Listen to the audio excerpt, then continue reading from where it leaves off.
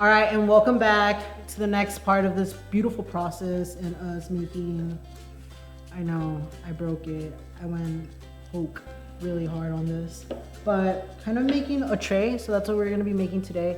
But before I get started, I just wanna tell y'all that when you get your bucket of clay, just grab as how much you think. I usually grab as much clay that fits inside my hand, and then I make it into a fist. So it's like a small little ball.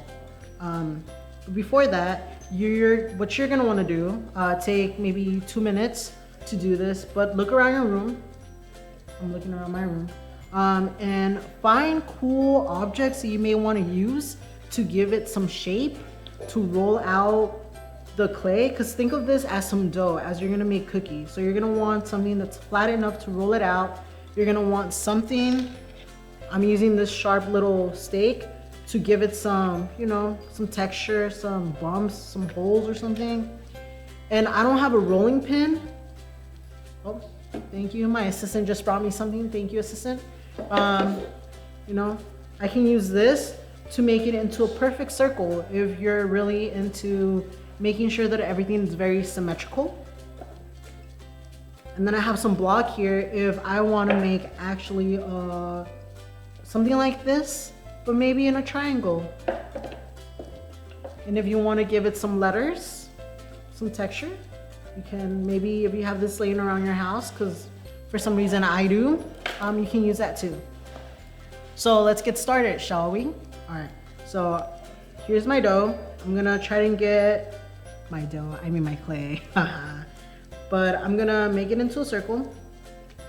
And then with my hand, I'm just gonna go bam. All right, and it's, as you can tell, it's not that flat all the way. So I'm gonna use this to roll. And just with my hand, I can roll, roll, roll. I'm gonna make something really small. So I have this glass, this mason jar, and I'm just cutting it out. And then I have my handy scissors, and then I cut that so then I can cut out my clay. And now, look what I have. A nice flat piece of clay. I'm giving you guys a 360 view here. What I'm gonna be doing is I'm gonna grab a small little piece of clay, this small, and I'm gonna make it into a ball. And then with my hands, I'm just gonna make it into like a snake. And it's gonna look something like this, kind of like a rope. And that rope is gonna go around your flat circle.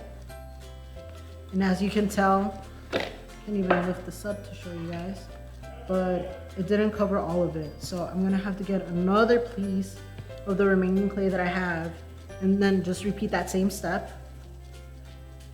And also, I think this is some exercise for your fingers too. You're working out your fingers. Gotta make it a little bit skinny so it kind of fits. All right. And then I have some leftover, which is a good thing that I have my handy scissors here. And I'm gonna snip and then just connect it.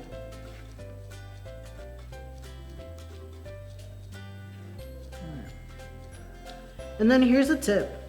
So when you're adding, in this case, I'm not gonna add some different,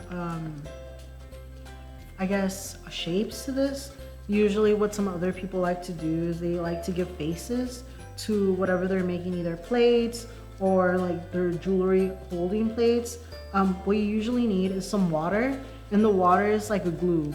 And the reason why the water acts like a glue is because the ingredients that the clay has makes it sticky enough where the clay and the glue, when they interact, they kind of form that adhesive for it to hold.